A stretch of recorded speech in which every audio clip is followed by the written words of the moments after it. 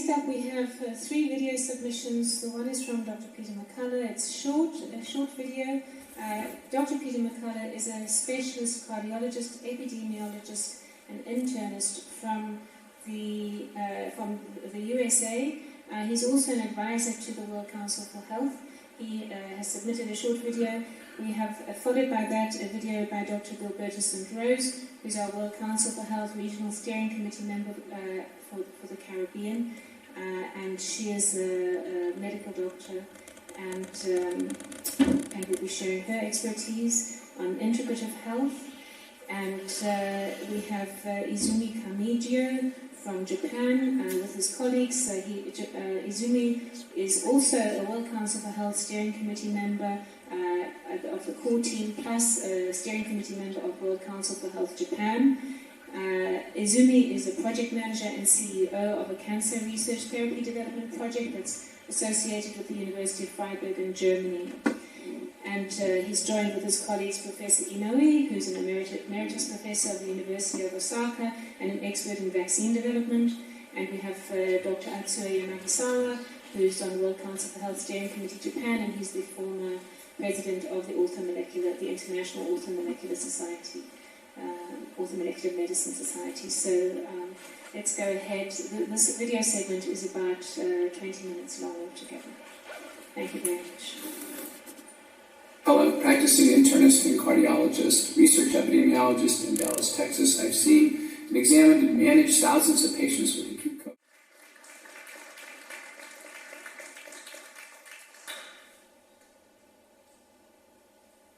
Ladies and gentlemen, it is our honor to be invited to this opportunity to convey our messages to the world.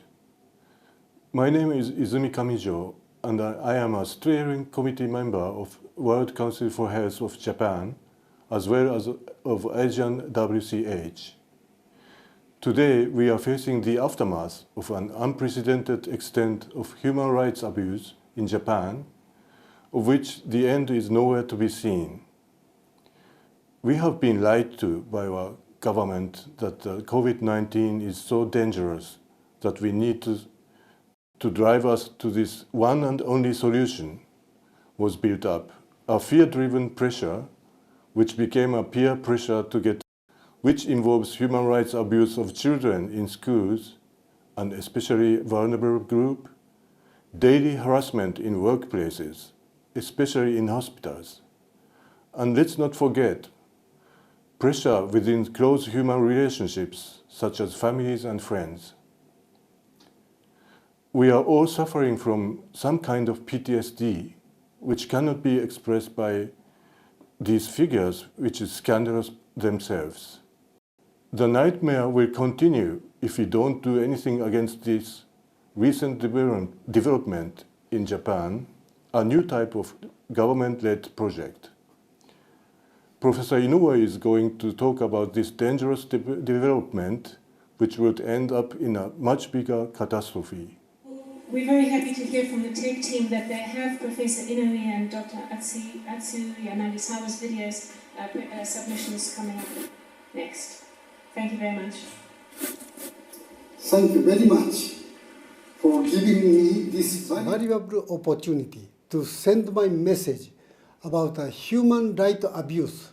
My name is Masayasu Inoue, Professor Emeritus of Osaka City University Medical School. My specialty is molecular pathology and medicine. To healthy peoples, particularly to healthy children, is an extreme violation of human rights. However, Keizo Takemi, Japanese Minister of Health, Labor and Welfare, has been insisting that there is no serious concern about the injury caused by the Ministry of Economy, Trade and Industry is providing a huge amount of subsidies for this project, and factories to produce are being built one after another in Japan. I visited these factories directly. Furthermore, the Japanese government is currently soliciting large-scale clinical trials worth $900 million from pharmaceutical companies that are taking on the challenge of developing for the next pandemic by disease X. It is speculated that the movement by the Japanese government is part of CEPI, Coalition for Epidemic Preparedness Innovations, 100 Days Mission, which aims to shorten the time to 1/3 of Operation Warp Speed. Namely, they are trying to shorten the business cycle by developing in 100 days. This is possible only by ignoring the human right perspective. Amendments to the WHO's International Health Regulation, IHR, and the so-called Pandemic Treaty, which are about to be adopted at the 77th World Health Assembly this year, are attempting to give rationality and legal binding force to such scientific, and if such things continue, there is Japan-made will be exported under the guise for false trust. Difficult to stop this movement because it is now politically hopeless to change the situation of the Japanese government. The message I would like to convey to the world is that when disease X occurs in the future, you should never trust that in order to protect human rights in cases of control that transcend national boundaries. I believe that sharing the truth and countries is so important, and that this is a step towards unity and solidarity. Only through the process of information exchange between all countries in the world, we can find hope in the midst of despair.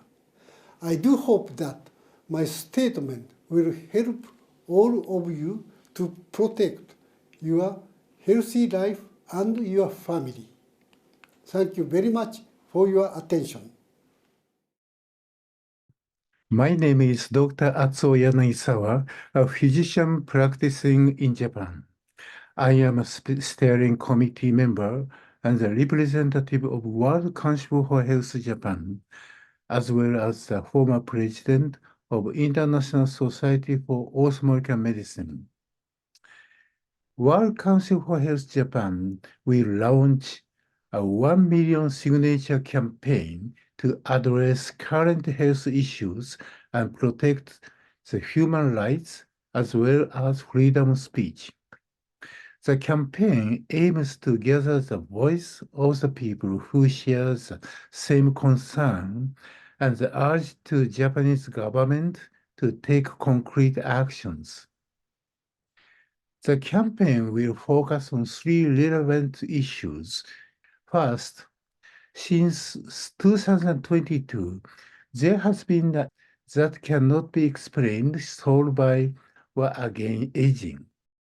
We demand that the government investigates the cause of and implement appropriate measures.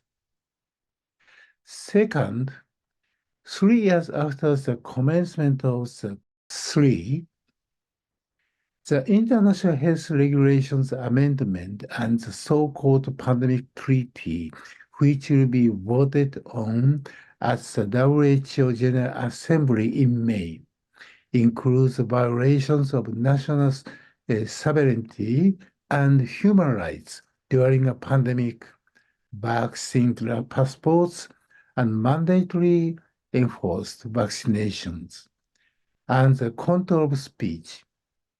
Despite serious procedural flaws, WHO is pushing for these legal instruments to be voted on.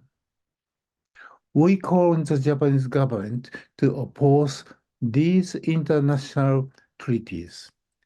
This campaign aims to collect 1 million signatures over a 50-day period from April 1st until May 20, 2024, which is before the WHO Annual Assembly. Thank you very much.